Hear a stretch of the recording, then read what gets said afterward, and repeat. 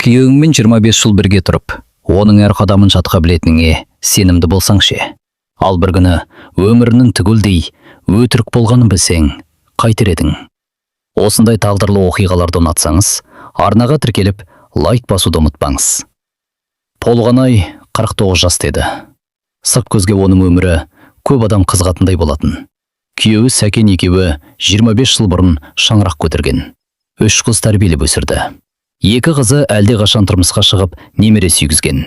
Кенже қызы Айару ғана 15 жаста, мектепте оқитын. Толғанай күйеуін әрдайым отбасы үшін жанын салатын азамат деп білетін. Сәкен құрылыс компаниясында басшылық қызметте істейтін.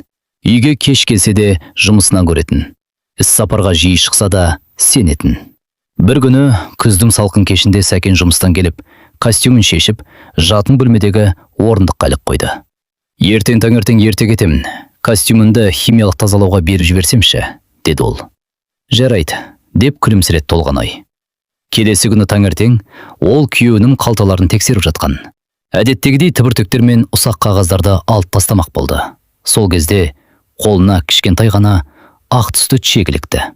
Алғашында мән бермеді, бірақ чекке көзі түскенде жүрегі дүрсілдеп кетті.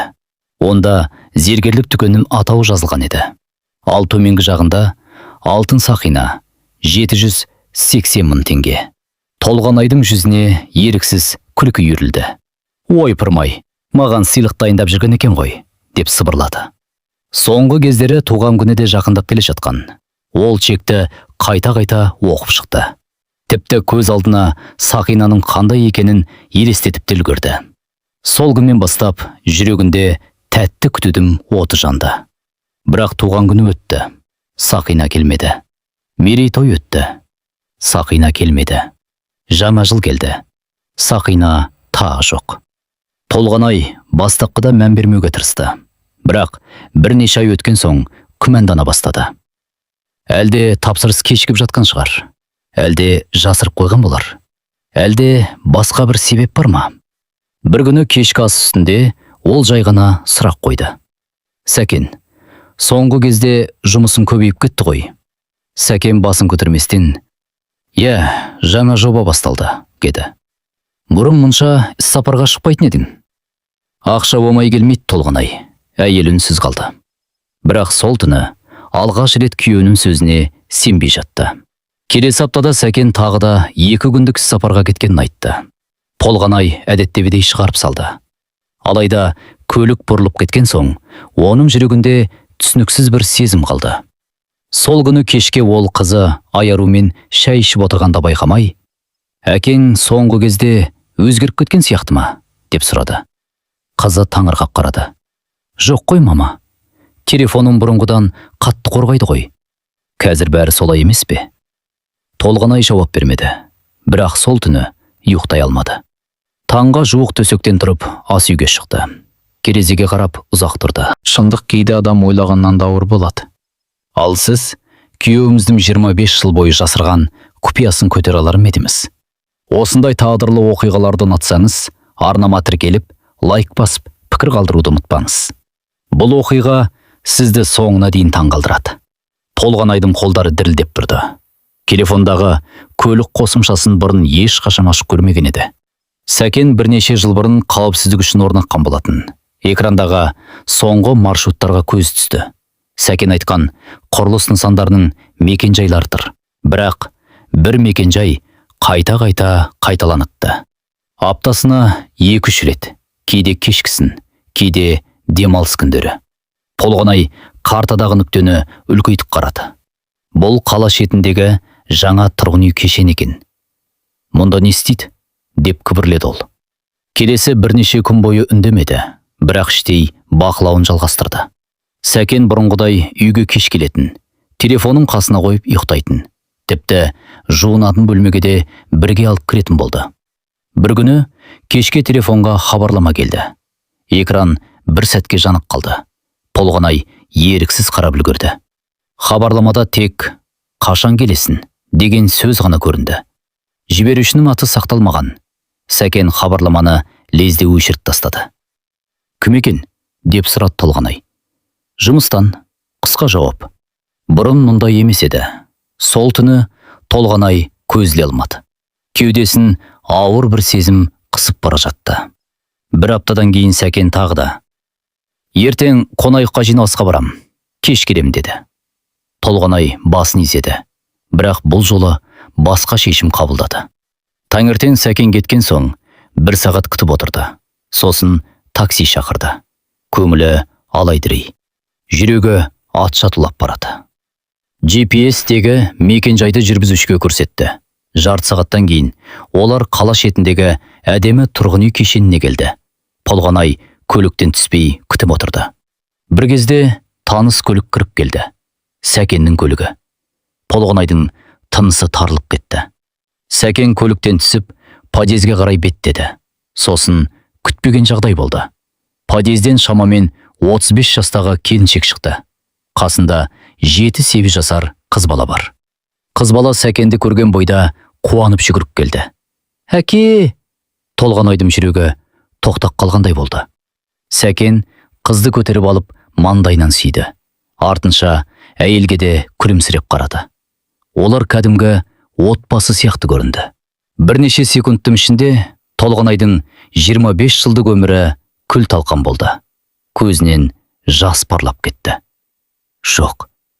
Жоқ, бұл мүмкін емес. Бірақ көз алдындағы көрініс бәрінен анық еді. Сәкен әлгі әйел мен қызды ертіп подъезге кіріп кетті. Толғанай орнында қатып қалды. Не істерін білмеді, қайда барарын да білмеді. Пек бір нәрсені түсінді. Бұл жай ғана көңілдес емес.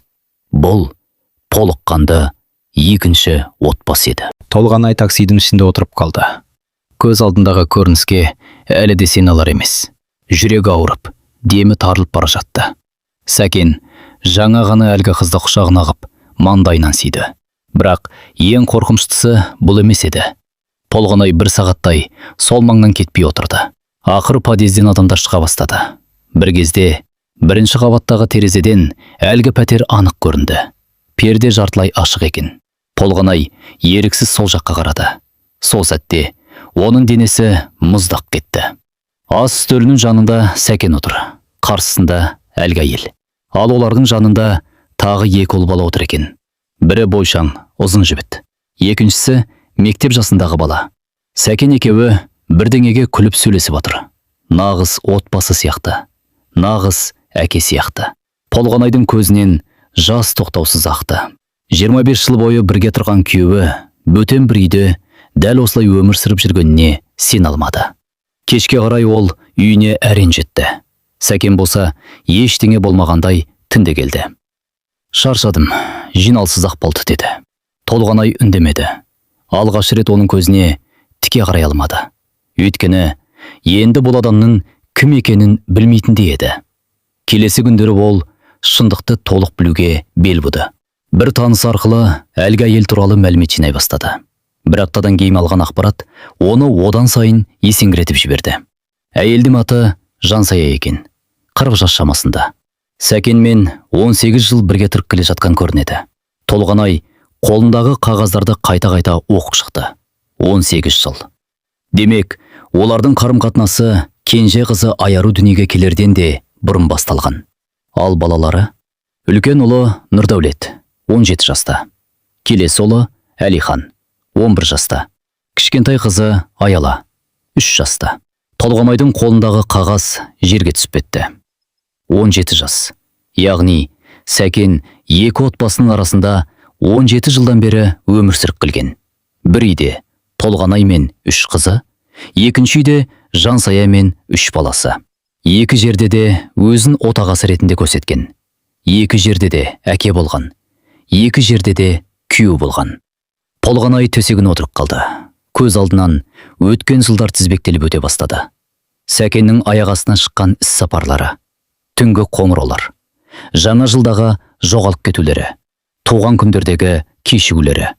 Барлығы енді өз орнына келе бастағандай. Осы уақытқа дейін оның алданып жүргенін енді түсінді. Бір күні шкафтарды жинап жүріп, ескі фотоальбом тауып алды.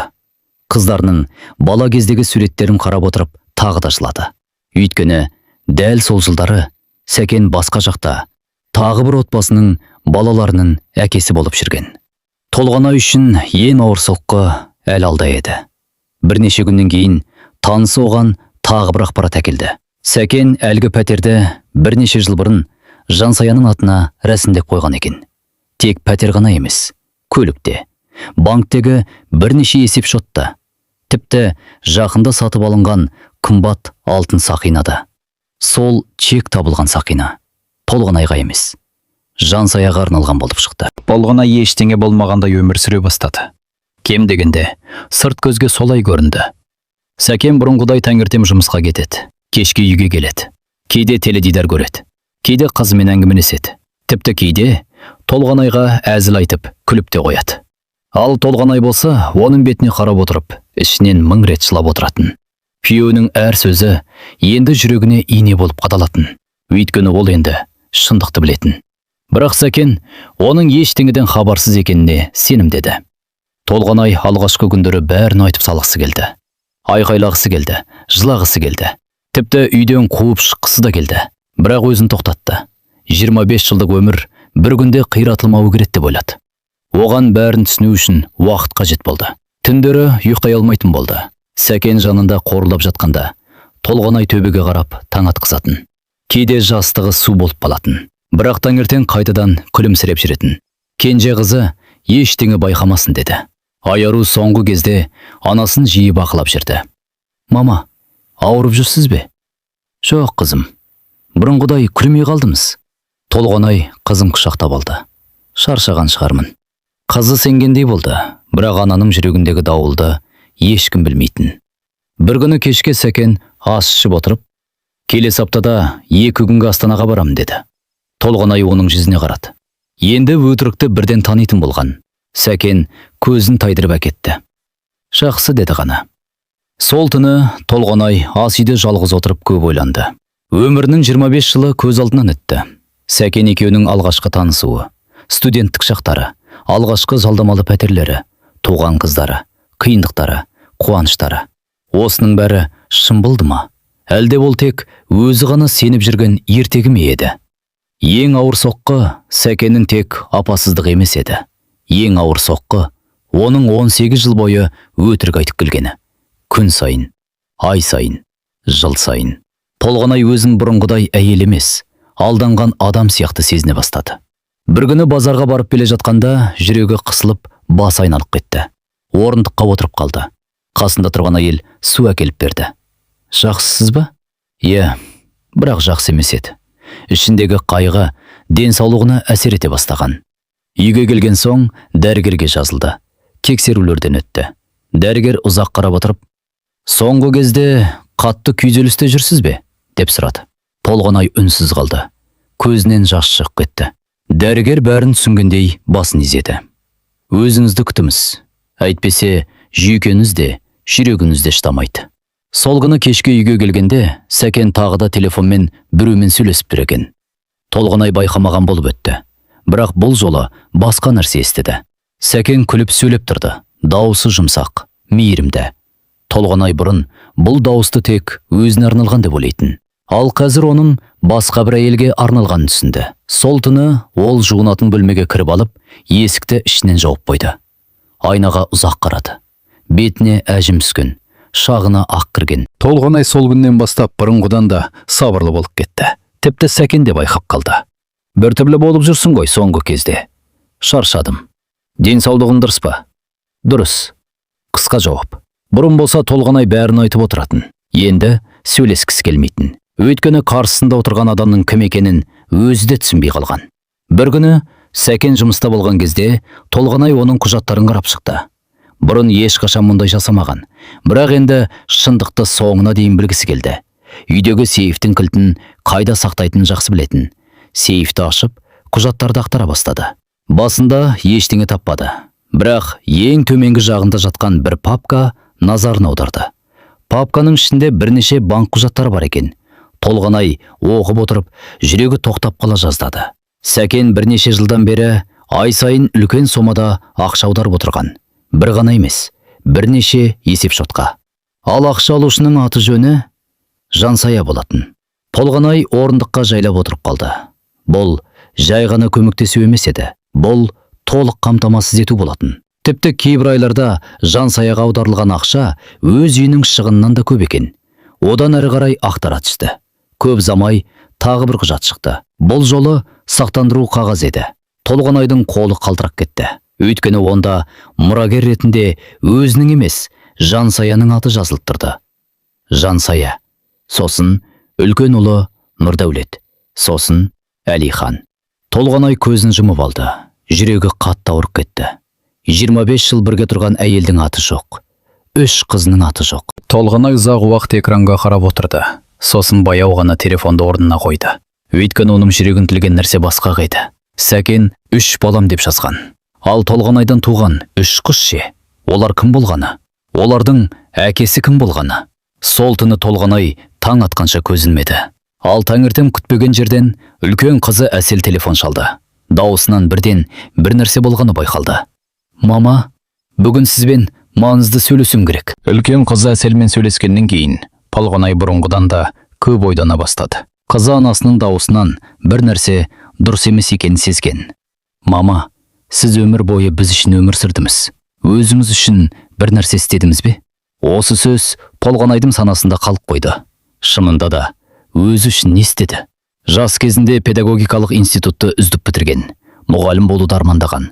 Бірақ тұрмысқа шыққан соң, Сәкен, сен жұмысқа шықпай-ақ қой, балаларды тәрбиеле, мен бәріне жетемін деген. Толғанай келіскен. Басында уақытша деп ойлаған, бірақ уақыт өте келе жылдар өте берді. Бір қыз дүниеге келді, екінші қыз, үшінші қыз. Сөйтіп 25 жыл өтіп кеткен. Осы уақыт ішінде ол бір күнде дипломымен жұмыс істемеген.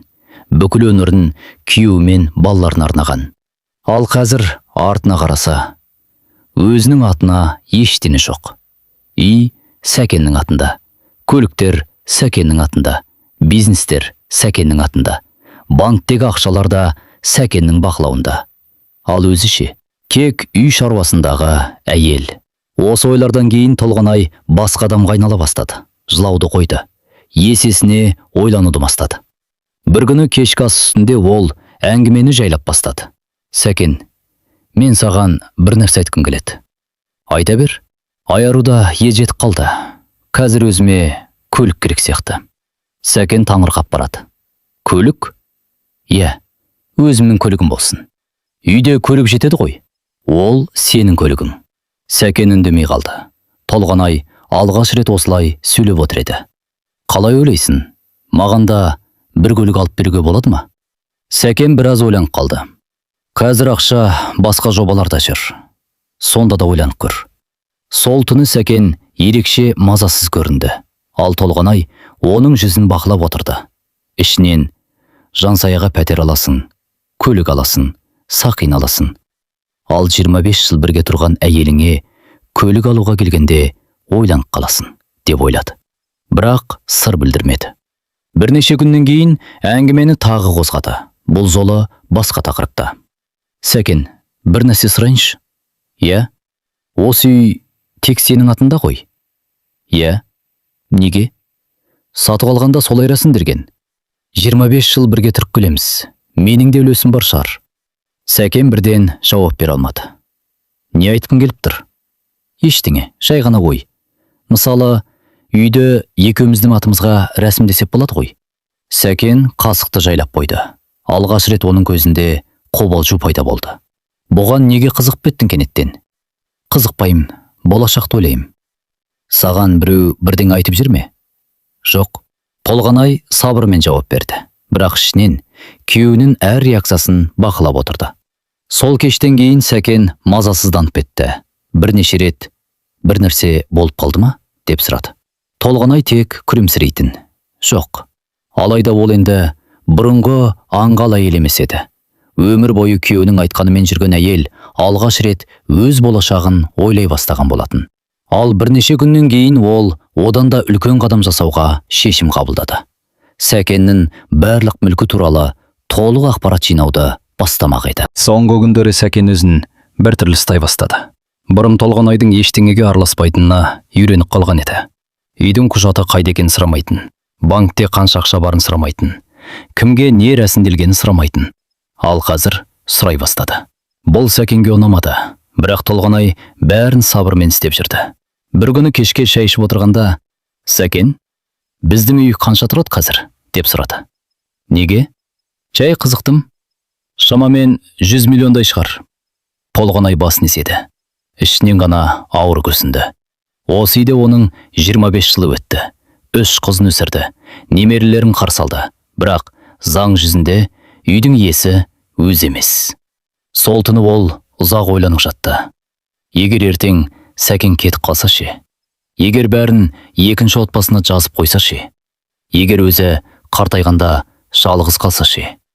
Осы ойлар оның ұйқысын қашырды. Келесі күні таңертең ол бұрынғы сыныптасы Гүлмираға хабарласты. Гүлмира заңгер болып жұмыс істейтін. Екеуі қаладағы кофеханада кездесті. Толғанай, тірім жүдеп кетіпті ғой. Біраз шаршадым. Не болды? Толғанай бірден бәрін айтпады. Тек мүлік жайлы сұрақтар қоя бастады.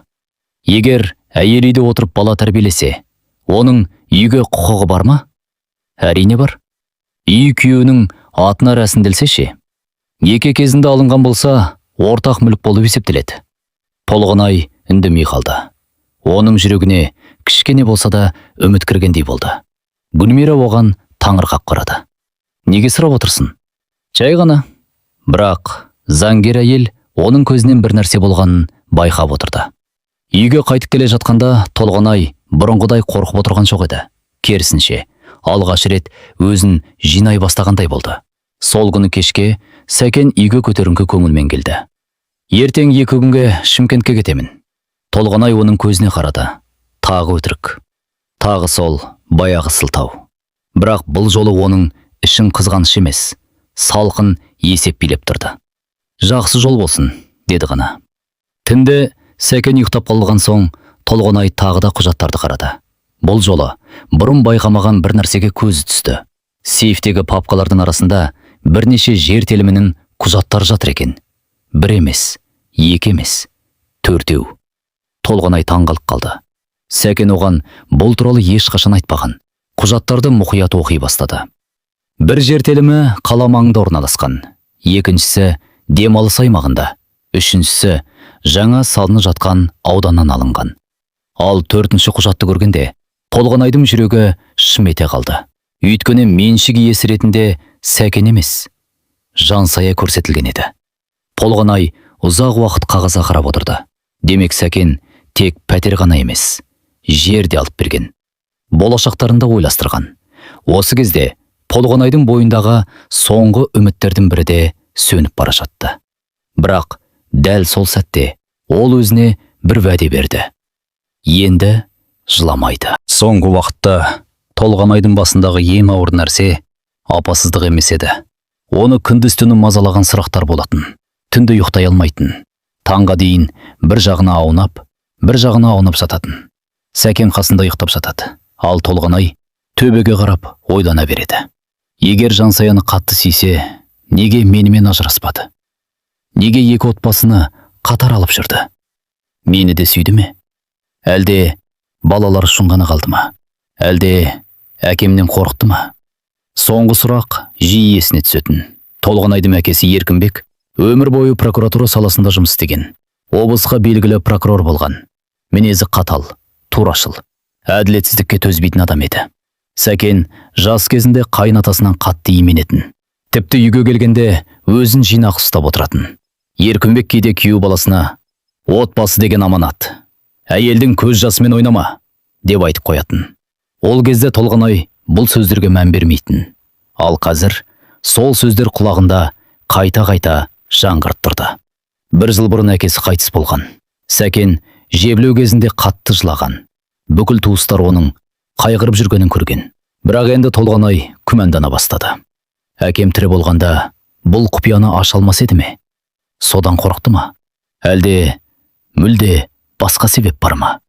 Бір күні түнде ұйықтай алмай жатып тағы да телефонын ашты. Сәкеннің жазысқан хабарламаларын оқыды. Жансаямен арадағы жазбаларды, бірнеше жыл бұрынғы суреттерді, балалардың туған күндерін, демалыстарын. Сәкеннің күрімдеп түскен фотоларын қарап отырып, Толғанайдың жүрегі ауырды. Бірақ кенет бір нәрсе назарын аударды. Жансаяның жазған бір хабары. Сен бүгін кешігіп қаласың ба? Сәкен, иә, үй жақта қонақ бар, деп жауап беріпті. Үй жақта. Толғанай ұзақ ойланып қалды. Егер Жансая бәрін білсе, бірінші әйелімде қонақ бар деп жазар еді ғой. Немесе басқа балаларының қасындамын дер еді. Бірақ еш жерде ондай сөз жоқ. Керісінше, барлық хаттарда Сәкен өзін жалғыз отбасының әкесі сияқты көрсеткен.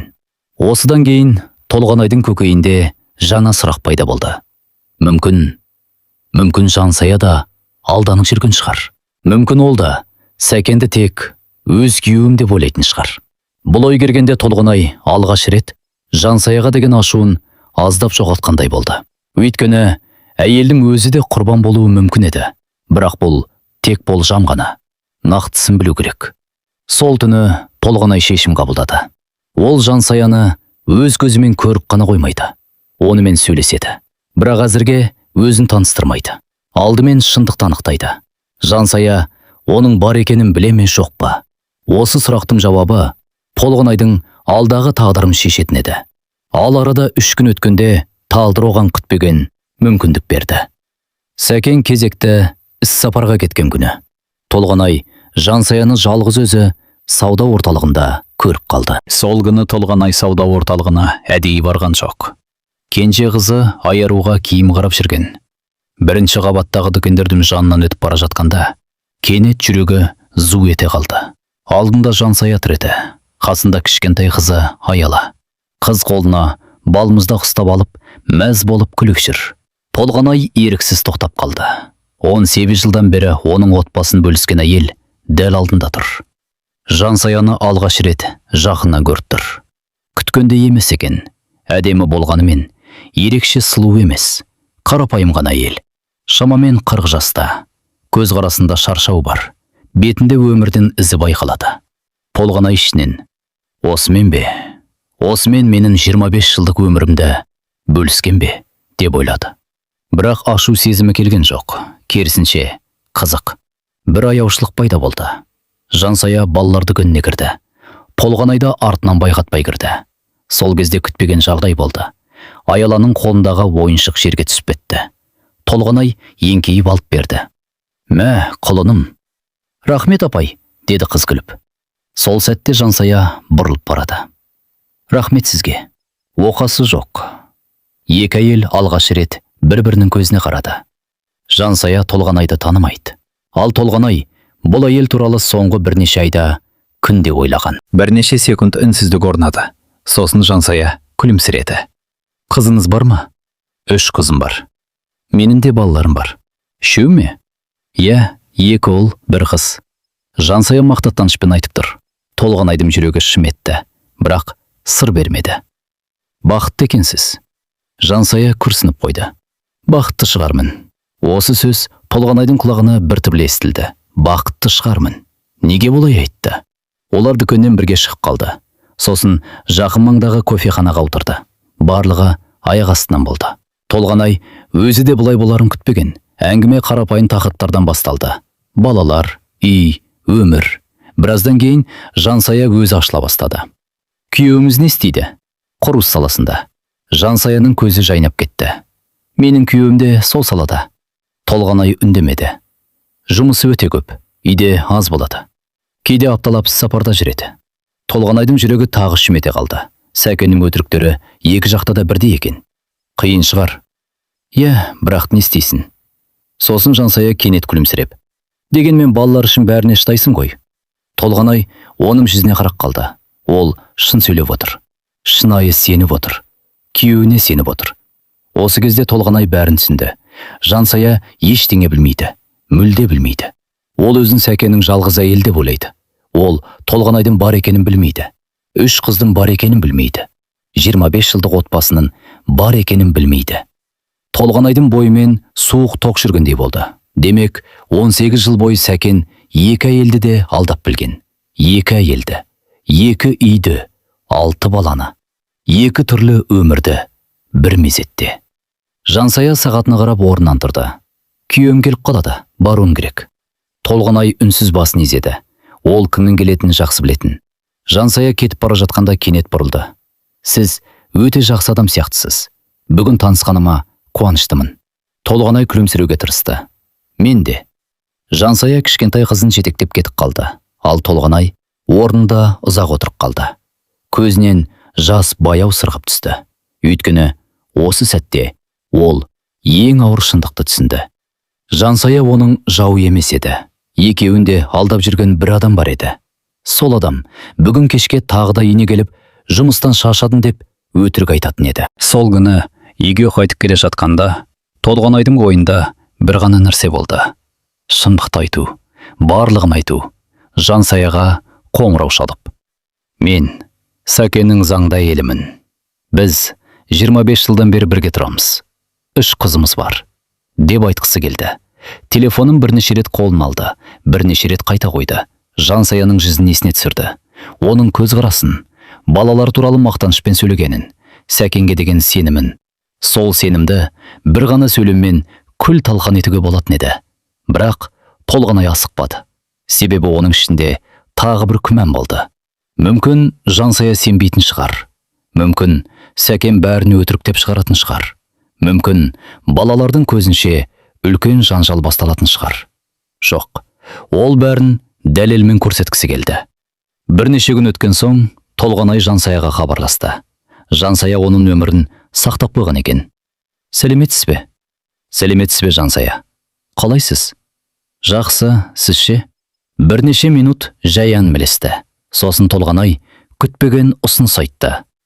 Мен сізді қонаққа шақырғым келеді. Жансая үнсіз қалды. Мені ме? Иә, балаларыңызды ертіп келіңіз. Қандай жақсы ұсыныс? Демалыс күні келсеңіз болады. Міндетті түрде келеміз. Телефон тұтқасы қойылған соң, Толғанай терең дем алды. Енді артқа жон жоқ еді. Алдағы жексенбі оның өмірінде, Жансаяның өмірінде өзгертетін күн болмақ. Сол күнге дейін Толғанай үйді жинады. Ескі фотоальбомдарды шығарды. Қыздарының бала кездегі суреттерін үстелге қойды. Үйлену тойының альбомын дайындады. Отбасылық видеолар сақталған дискілерді тауып алды. Тіпті неке куәлігін де папкадан шығарып қойды. Ол жанжал жасағысы келмеді, айқайлағысы келмеді. Тек шындықты көрсеткісі келді. Жексенбі күні таңертең Толғанай ерте оянды. Жүрегі қатты соғып тұрды. Түске қарай есік қоңырауы соғылды. Толғанай есікті ашты. Есіктің алдында Жансая тұр екен. Қасында ұзын бойлы Нұрдәулет, жанында Әлихан. Ал кішкентай Аяла анасының қолынан ұстап тұр. Балалар сыпайы амандасты. Толғанай олардың жүздеріне қарап қалды. Нұрдәулеттің көздері Сәкенге қатты ұқсайды екен. Әлиханның жүрісі де дәл Сәкен сияқты. Осыны көргенде оның жүрегі тағы ауырды. Бірақ өзін ұстап қалды. Қонақтарды ішке кіргізді. Балалар дастарханға жайғасты. Жансая айналасына қызыға қарап отырды. Үйіңіз қандай әдемі? Рахмет. Күйеуіңіз қайда? Толғанай бір сәт үнсіз қалды. Жұмыста. Жансая күліп жіберді. Менің күйеуім де жұмыста. Үй көрмейді ғой. Толғанай ішінен ащы жымиды. Екеуінің де күйеуі бір адам екенін тек өзі ғана біледі. Шай үстінде біраз әңгіме айтылды. Балалар сөйлесті. Аяла үйді аралап жүрді. Сосын кішкентай қыз қабырғадағы үлкен фотосуреттің алдына тоқтап қалды. Мама, қараш. Барлығы бұрылып қарады. Қабырғада үлкен отбасылық сурет үлілі тұр еді. Толғанай, 3 қызы және Сәкен. Жансаяның жүзі бірден өзгеріп кетті. Ол орнынан бай отырды. Фотосуретке жақындады. Көзін тайдыра алмай қалды. Бұл дауысы дірілдеп шықты. Бұл кісі. Толғанай оған ұзақ қарап тұрды. 25 жылдық шындық дәл осы сәтте ашылғалы тұрған еді. Иә, Жансая. Бұл менің күйеуім Сәкен. Жансаяның қолындағы шай кесесі жерге түсіп, быт-шыт болып сындырылды. Шай кесесі жерге құлап, быт-шыт болып сынды. Үй ішін үнсіздік басты. Жансаяның жүзі әп-сәтте бозарып кетті. Ол қабырғадағы суреттен көзін ала алмай тұрды. Суретте Сәкен күлімсіреп тұр. Бір жағында Толғанай, екінші жағында 3 қызы. Нағыз отбасы. 25 жылдық отбасы. Жоқ, деді Жансая сыбырлап. Бұл мүмкін емес. Толғанай орнынан тұрды. Дауысы тыныш шықты. Мен де алғаш көргенде дәл солай айтқанмын. Жансая артына бұрылды. Көздері жасаурап кеткен. Не айтып тұрсыз? Мен Сәкеннің заңды әйелімін. Жансая орындыққа отыра кетті. Бетіне қан жүгіріп, қайтадан бозарып жатты. Жоқ, біз 25 жылдан бері некедеміз. Жоқ, 3 қызымыз бар. Жансая басын шайқай берді.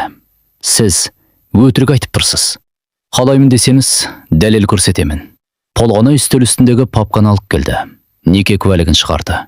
Үйлену тойының суреттерін көрсетті. Қыздарының туу туралы куәліктерін көрсетті. Жансая үнсіз қарап отырды. Әр қағазды көрген сайын жүзі өзгеріп бара жатты. Бір кезде көзінен жас сырғалап аға бастады. 18 жыл. Дауысы әрең шықты. 18 жыл бойы. Толғанай үндемеді. Ол маған ештен айтқан жоқ. Маған да айтқан жоқ. Жансая екі қолмен бетін жауып жылап жіберді. Балалар аң-таң болып қарап қалды. Мама, не болды? Деді Әлихан. Мама, жыламаңызшы, деді Аяла. Осы сәтте Толғанайдың жүрегі шүмете қалды. Балалардың еш кінәсі жоқ еді. Олар да алданып жүрген. Нұрдәулет орнынан тұрды. Не болып жатыр? Жансая жауап бере алмады. Толғанай да үндемеді. Бірнеше минуттан кейін Жансая әрең сөйледі. Балалар, сыртқа шыға тұрыңдаршы. Балалар басқа бөлмеге өтті. Есіктер жабылды. Сосын Жансая Толғанайға қарады. Көздері қызарып кеткен. Сіз қашаннан бері білесіз? Бірнеше ай болды. Сонда сіз бәрін біліп жүрдіңіз бе? Иә. Неге маған бірден айтпадыңыз? Толғанай күрсінді. Басында ашуландым. Кейін сізді көрдім. Сізде ештеңе білмейтініңізді түсіндім. Жансая тағы жылады. Мен оны күйеуім деп жүрдім. Мен оның жалғыз әйелімін деп ойладым. Мен де солай ойладым. Екі әйел бір-біріне қарады. Екеуінің тағдыры екі түрлі болғанымен жарасы бірдей еді. Сол сәтте алғаш рет олар қарсылас емес, бір қайғының адамдары екенін сезінді. Жансая біраздан кейін көз жасын сүртті. Сосын баяу ғана. Ол бүгін қайда? Білмеймін. Мен білемін. Толғанай таңы қап қарады. Қайда? Жансая ащы күліп жіберді. Бізге Қарағандыға сапарға кеттім деген. Толғанай үнсіз қалды. Өйткені Сәкен оған да дәл солай айтқан болатын. Екі әйел бір уақытта бір нәрсені түсінді. Сәкен дәл қазір үшінші жерде жүрген болуы мүмкін еді. Бұл ой екеуінің де жүрегін мұздатты. Жансая телефонын алып Сәкенге қоңырау шалды. Бірінші қоңырау. Жауап жоқ. Екінші қоңырау. Жауап жоқ. Үшінші қоңырау. Тағы жауап жоқ. Сосын телефонға хабарлама келді. Жиналыстамын, кейін хабарласамын. Жансая экранды Толғанайға көрсетті. Екеуі де ұзақ қарап қалды. Өйткені дәл осындай хабарлама бірнеше сағат бұрын Толғанайға да келген еді. Үйдің ішінде ауыр үнсіздік орнады. Жансая мен Толғанай бір-біріне қарап отыр. Бірнеше сағат бұрын олар бірін-бірі мүлде танымайтын, ал қазір екеуінде бір адамның өтірігі біріктіріп отыр еді. Жансая көз жасын сүртіп алды. Мен ақымақ болған екенмін. Жоқ, деді Толғанай, жай ғана. Біз екеуміз де сенгенбіз. Жансая басын төмен түсірді. Кейде күмәнданатынмын. Неден? Демалыс күндері кейде жоғалып кететін. Мерекелерде де кейде қысымызда болмайтын. Бірақ жұмысы көп деп ойлайтынмын. Толғанай ащы жымиып қойды. Ол кезде бізбен бірге болған шығар. Жансая күрсініп жіберді. Құдай-ау. Екеуі қайта үнсіз қалды. Сол кезде Нұрдәулет бөлмеден шықты. 17 жасар жігіт бәрін түсінген сияқты. Ол анасына қарады. Сосын Толғанайға қарады. Бұл рас па? Жансая үнсіз басын изеді. Жігіттің жүзі қатайып кетті. Демек, бізді де, сіздерді де алдаған ба? Толғанай үндемеді. Нұрдәулет ашудан жұдырығын тиіп алды. Мен оны әкем деп мақтанатынмын. Жансая қайта жылап жіберді. Бірақ дәл сол кезде Толғанай күтпеген нәрсені байқады. Жансаяның жүзіне қарасан, ол бай өмір сүріп жатқан адамға ұқсамайды. Үйіне барған кезде де пәтер аса үлкен емес еді. Көлігі де қарапайым болатын. Ал Сәкеннің табысы әлде қайда жоғары еді ғой. Жансая, бір нәрсе сұрасам бола ма? Иә, Сәкен саған ай сайын ақша беріп тұратын шығар. Әрине. Көп пе? Жансая таңырқап қалды. Ортықша ғана. Үйді, көлікті алып берді ғой. Пәтерді ипотекамен алғамыз. Толғанайдың жүрегі дүрс ете қалды. Ипотекамен? Иә. Өз атына ма? Иә. Ай сайын төлейсіңдер ме? Әлі төлеп жатырмыз. Толғанай аң-таң болды. Өйткені құжаттарда пәтер толығымен Жансаяның атына рәсімделгенін көрген. Бірақ Жансая оның бәрін өзі төлеп жүрмін деп ойлайды. Демек Сәкен оғанда толық шындық айтпаған. Ал жер телімі ше? Қандай жер телімі? Бұл жолы Толғанай таңырқап қалды. Саған жер алып берген жоқ па? Жоқ. Толғанай енді мүлде түсінбей қалды. Құжатта Жансаяның аты жазылған, ал Жансая ол туралы білмейді. Демек Сәкен қандай да бір мүліктерді жасырын рәсімдеп жүрген. Бір нәрсе дұрыс емес еді. Өте дұрыс емес. Сол кезде Толғанайдың телефоны шырылдады. Экранға үлкен қызы Әселдің аты шықты. Мама, қазір сөйлесе аласыз ба? Даусы қобалжулы естілді. Е қызым. Мама, бүгін банкке барғанмын. Сосын әкем туралы бір нәрсе білдім. Толғанайдың жүрегі зу ете қалды. Не нәрсе? Телефонмен айта алмаймын. Айта бер. Әсел үнсіз қалды. Сосын ақырын ғана. Әкемнің тағы бір несиесі бар екен. Несиесі болса, не болыпты? Мәселе онда емес. Онда неде? Несие алғанда кепілге біздің үй қойылыпты. Толғанай орнынан атып тұрды. Не? Жансая да селк етіп барады. Қандай үй? Біз тұратын үй. Телефон ар жағында үнсіздік орнады. Толғанайдың аяқ астынан бас айналып кетті. Өйткені ол осы уақытқа дейін Сәкеннің тек екі отбасысы бар деп ойлаған. Ал енді оның отбасылық үйді де тәуекелге тігіп қойғаны белгілі болды. Бұл тек апасыздық емес еді. Бұл әлдеқайда үлкен құпияның басы сияқты көрінді. Толғанай телефонды қойған соң бірнеше секунд сөйлей алмай қалды. Жансая оның жүзіне қарап отыр. Не болды? Толғанай баяу ғана орындыққа отырды. Біздің үй кепілде тұр екен. Қалай? Әсел банкке барған. Сәкен үлкен несие алған көрінеді. Жансаяның да өңі қашып кетті. Қанша ақша? Әзірге білмейміз. Толғанай терең күрсінді. Осы уақытқа дейін ол тек екінші отбасы туралы ойлап келген. Ал енді мәселе әлдеқайда үлкен болып шықты. Бір кезде оның есіне соңғы бір жылдағы өзгерістер түсе бастады. Сәкен бұрынғыдай еркін ақша жұмсамайтын болған. Кейде мазасыз жүретін, түнде телефонмен сөйлесіп шығатын, кейде ашуланшақ болып кететін. Толғанай бәрін жұмыс деп ойлаған.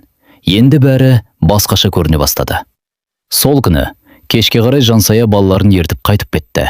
Кетер алдында екі әйел ұзақ сөйлесті. Екеуі де бір шешімге келді. Әзірге Сәкенге ештеңе айтпайды. Алдымен барлық шындықты анықтайды. Сәкен нақты не жасырып жүргенін біледі. Жансая кеткен соң Толғанай үлкен қыздарына хабарласты. Кешке 3 қызы да үйге келді. Әсел, Мөлдір және Кенже Аяру. Толғанай бәрін алғаш рет қыздарына айтып берді. 3 қыз да шок болды. Аяру тіпті жылап жіберді. Әкем ондай емес қой. Мен де солай ойладым қызым. Әсел анасының қолынан ұстады. Мама, енді жалғыз емессіз. Мен жақсым. Жоқ, жақсы емессіз. Осы сөзден кейін Толғанайдың көзіне жас келді. Өйткені бірнеше айдан бері бар ауыртпалықты жалғыз көтеріп жүрген. Сол түні қыздары кетпей қалды. Үшеуі анасының жанында қонды. Ал келесі күні таңертең Әсел банкке бірге барды ұсынды. Түске қарай олар банк бөлімшесінде отырды. Банк қызметкері құжаттарды тексеріп шықты. Сосын экранға қарап қалды. Иә, үй кепілде тұр. Толғанайдың жүрегі тағы да шым ете қалды. Қанша сомаға? Қызметкер компьютерге үмілді. 110 миллион теңге. Әсел орнынан тұрып кете жаздады. Не? Толғанайдың өзі де сене алмады. 110 миллион? Иә. Қашан алынған? 2 жыл бұрын. Толғанай көзін жұмып алды. 2 жыл бұрын. Дәл сол кезде Сәкен үлкен бизнес бастадым деген. Қарыз төленіп жатыр ма? Қызметкер тағы қарап шықты. Сосын қабағын түйді. Соңғы 4 айда кешігулер болған. Толғанай мен Әсел бір-біріне қарады. Қандай кешігулер. Төлем уақытында түспеген. Толғанайдың жүрегі мұздап кетті. Егер төленбесе не болады? Заң бойынша банк кепілдегі мүлікке талап қоюға құқылы. Әсел анасының иығынан құшақтап алды. Толғанайдың көзіне жас келді. 25 жыл өмір сүрген үй, балалары өскен үй, немерелері келген үй. Сол үй қауіптің астында тұр еді. Бірақ ең қорқыныштысы әлі алда болды. Банк қызметкері экранға тағы бір рет қарады. Сосын тамырқап, бір қызық нәрсе бар екен. Не нәрсе? Бұл несие бойынша тағы бір кепілгер көрсетілген. Толғанайдың жүрегі дүрсете қалды. Кім? Қызметкер экранға үміліп оқыды. Жансая Құрманқызы. Толғанай қатып қалды. Әсел де үнсіз қалды. Өйткені бұл Жансаяның да осы үлкен құпияның ішінде жүргенін білдіретін еді. Бірақ Жансаяның өзі бұл туралы ештеңе білмейтін сияқты. Жансая Құрманқызы. Банк қызметкерінің сөзі әлі де Толғанайдың құлағында жаңғырып тұрды. Ол бір сәтке сөйлей алмай қалды. Қателеспедіңіз бе? Деді Әсел. Қызметкер құжаттарды қайта қарап шықты. Жоқ. Осы кісі кепілгер ретінде көрсетілген. Толғанайдың жүрегі дүрсілдеп кетті. Өйткені кеше ғана Жансаямен бірнеше сағат сөйлескен. Ол әйелдің бұл несие туралы білмейтіні анық еді. Тіпті жер телімі туралы да хабар жоқ болатын. Банк бөлімшесіне шыққан соң Толғанай бірден Жансаяға хабарласты. Сәлеметсіз бе? Сәлеметсіз бе, Толғанай? Сізбен шұғыл сөйлесім керек. Даусынан бірден бір нәрсе болған сезген Жансая. Не болды? Деді алаңдап. Бүгін кездесуге бола ма? Әрине. Кешке қарай олар тағы да бұрынғы кофеханада кездесті. Толғанай бәрін айтып берді. Несие туралы, үй туралы, 110 миллион туралы. Жансая үнсіз тыңдап отырды. Сосын баяу ғана. Жоқ. Не болды? Мен ешқандай құжатқа қол қойған жоқпын. Есіңізге түсіріңізші. Жансая біраз ойланды. Кенет жүзі өзгеріп кетті. 1 минут. Не болды? 3 жыл бұрын Сәкен маған бірнеше қағазға қол қойдырған. Қандай қағаз? Пәтерге байланысты құжаттар, деді. Толғанай үнсіз қалды. Мен оқымадым. Неге? Жансая көзін төмен түсірді. Сендім. Осы бір сөз екі әйелдің де жүрегіне тиді. Сендім. Толғанай да кезінде сенген. Жансая да сенген. Сәкен сол сенімді пайдаланған еді. Жансая көз жасын сүртті. Сонда мені пайдаланды ма? Әзірге нақты білмейміз. Жоқ, білеміз. Дауысы қатайып шықты. Ол мені пайдаланды. Осы кезде Жансаяның телефоны шырылдады. Экранда Сәкен деген жазу тұр. Екі әйел бір-біріне қарады. Көтерміз, деді Толғанай. Жансая қоңырауды қосты. Е? Пайдасын? Сәкеннің даусы естілді. Үйдемін. Балалар қайда? Үйде. Кешке барам. Толғанай ащы жымиды. Кеше ол Толғанайға бүгін облысқа жиналысқа кеттім деген. Ал қазір Жансаяға кешке барам деп отыр. Сәкен тағы да өтірік айтып жүрген. Қоңырау аяқталған соң Жансая телефонын үстелге қойды. Біраз уақыт үндемеді. Сосын кенет мен шаршадым, деді. 18 жыл бойы мен бір адамды жақсы көрдім. Оның балаларының анасымын. Оған сендім, қорғадым, қыттым. Ал бүгін мен оның кім екенін білмеймін. Толғанай оның көзінен өз қайғысын көрді. Өйткені бірнеше ай бұрын өзі де дәл осылай отырған. Бірақ дәл сол сәтте Толғанайдың ойына бір нәрсе келді. Ол соңғы күндері Сәкеннің әрекеттерін бақылап жүрген. Бір нәрсе сәйкес келмейтін. Екі отбасыны асырау қиын. Үлкен несие бар. Төлемдері кешігіп жатыр.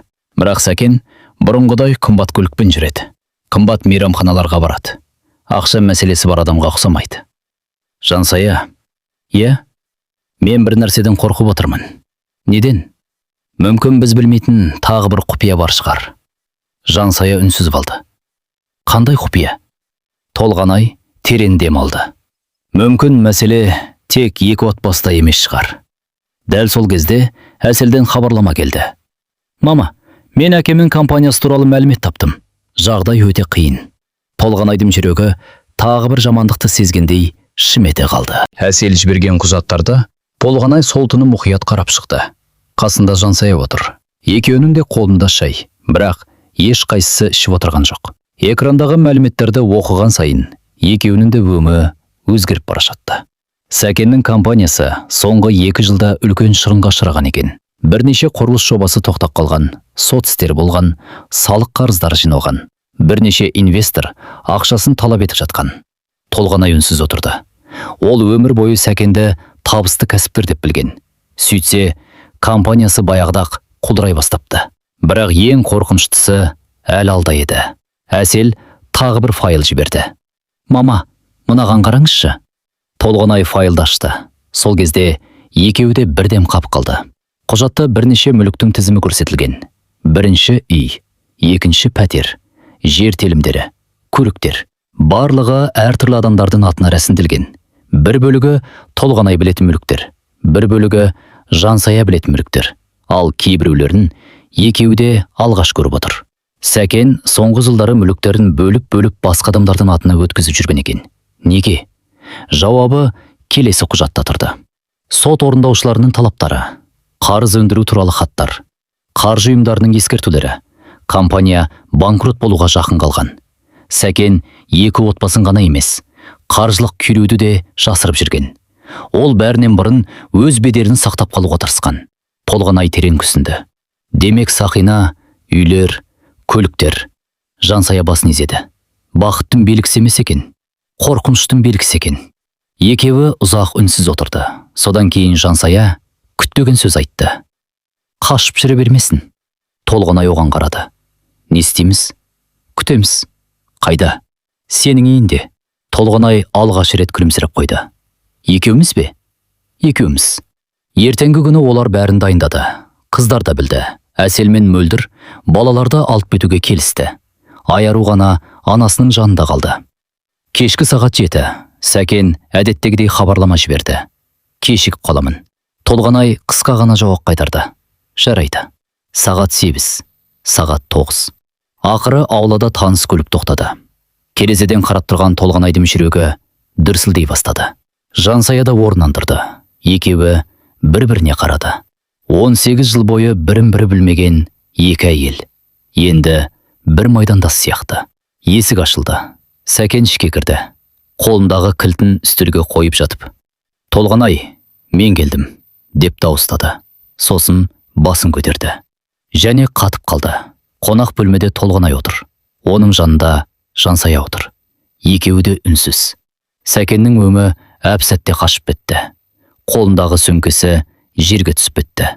Бірнеше секунд бойы ешкім сөйлеген жоқ. Сәкен біресе Толғанайға, біресе Жансаяға қарап тұр.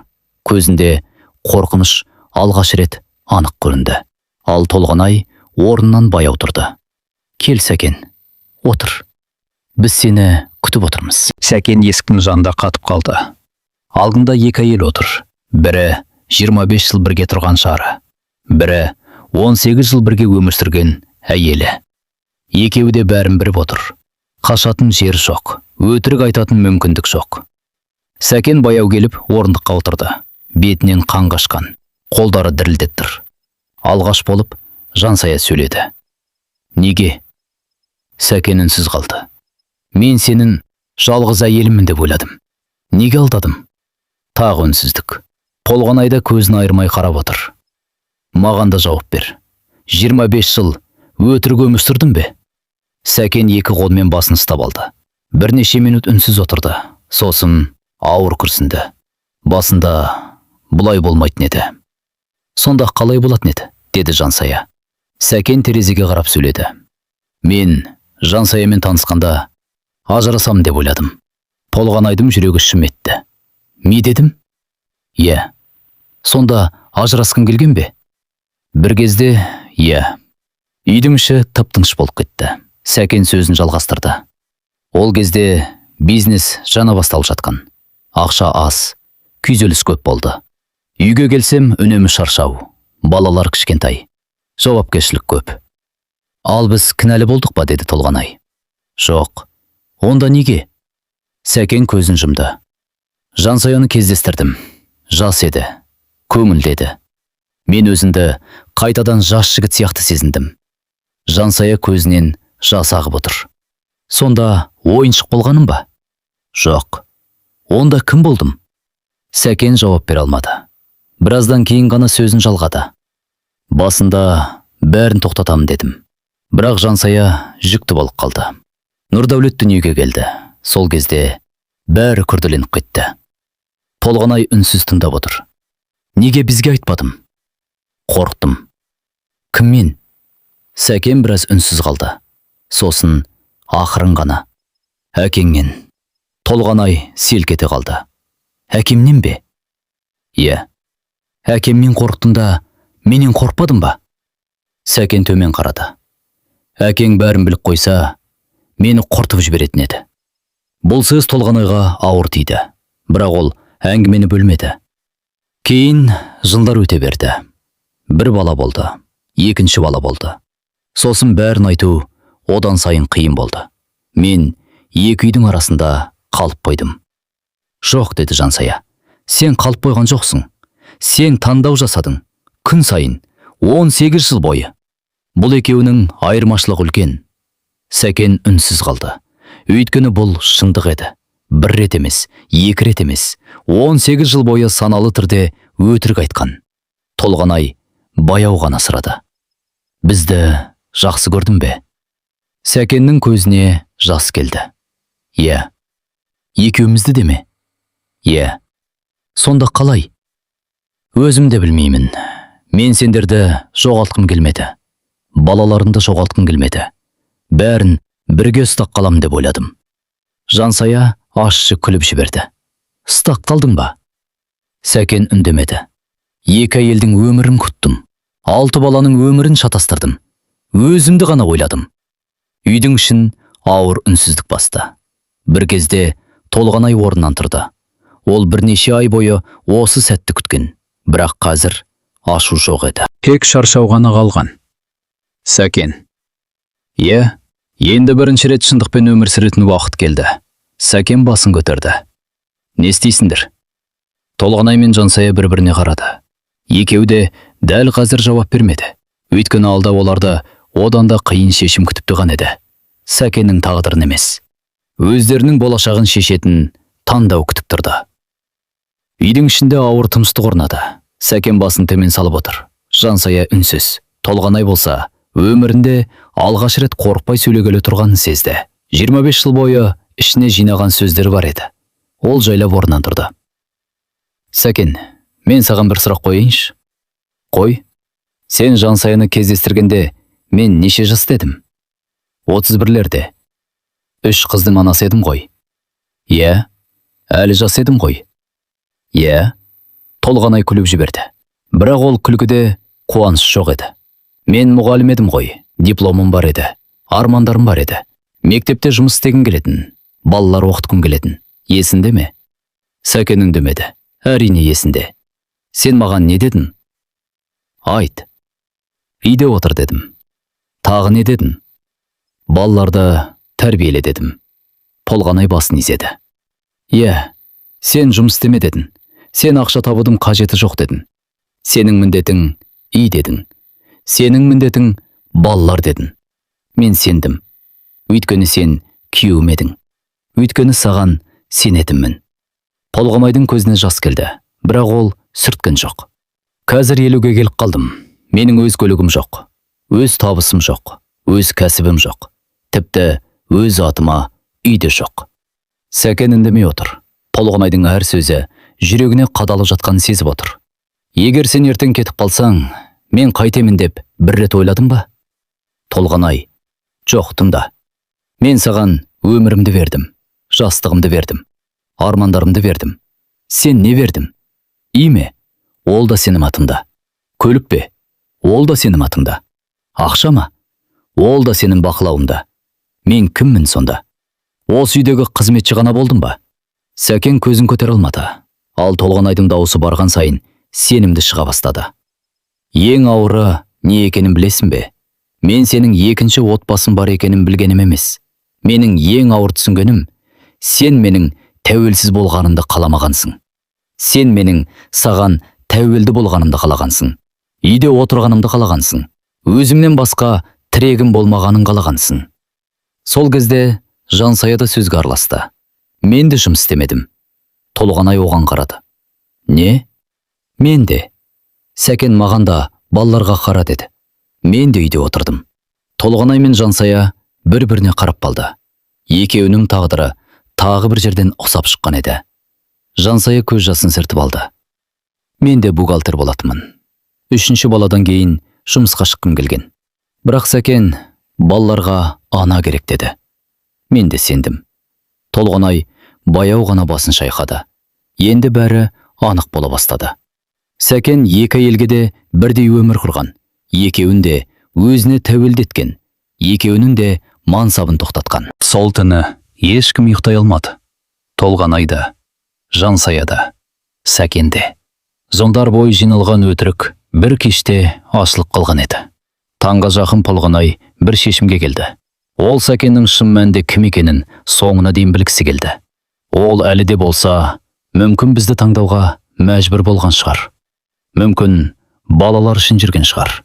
Мүмкін мені жақсы көретін шығар деген ойлардың қалдығын жүрегінен алып тастағысы келді. Келесі күні кешке үшеуі тағы дастархан басына отырды. Толғанай бұл жолы өте сабырлы еді. Сәкен, бүгін бәрін шешейік. Сәкен үндемей басын көтерді. Не шешеміз? Қай отбасыммен қалатынында? Үй іші бірден тынышталып қалды. Жансая да селт етіп Толғанайға қарады. Мұндай сұрақты күтпеген. Ал Сәкеннің өңі өзгеріп кетті. Толғанай, жоқ, бүгін өтірік жоқ. 25 жыл болды, 18 жыл болды. Енді таңдау жаса. Сәкен үнсіз қалды. 1 минут өтті, 2 минут өтті. Ешкім сөйлемеді. Толғанай оның жүзіне қарап отыр. Ол күйеуін жақсы білетін. Қазір өтірік айтса, байқап қояды. Сәкен ақыры ауыр күрсінді. Мен көп ойландым. Иә? Соңғы күндері мүлде ұйықтай алмадым. Сосын Сәкен төмен қарады. Мен енді ешкімді алдағым келмейді. Толғанайдың жүрегі қатты соғып кетті, бірақ сыр білдірмеді.